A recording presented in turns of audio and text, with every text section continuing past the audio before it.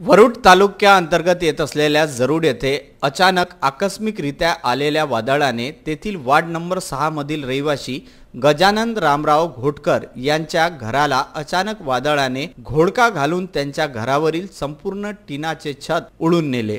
गजानन घोटकर यांच्या घरापासून 100 फुटाच्या अंतरावर उडत जाऊन ते छत पडले। सुदैवाने यामध्ये कुठलीही जीवितहानी झाली नाही किंवा कोणाला जखम सुद्धा झाली नाही, तरी मात्र आर्थिक नुकसान मोठ्या प्रमाणात झाले। यामध्ये 40 टीन पत्रे असलेल्या घराचे छत उडून मोठे नुकसान झाले। शुक्रवारच्या दुपारी 12 वाजताच्या सुमारास गजानन घोटकर परिवारातील सदस्य आपल्या घरात विश्रांती घेत असताना अचानक काही काळाच्या आतच मोठ्या प्रमाणात सुसाट्याचा वारा येऊन घरावरील संपूर्ण छताचे टीन पत्रे लाकूड फाट्यासह छताला असलेल्या पंख्यासह अचानक उडाले। यावेळेस वाऱ्याचा वेग एवढा मोठा होता की टीन पत्राचा संपूर्ण सांगळा घरातून 100 फूट अंतरावर खाली जागेत फेकला गेला।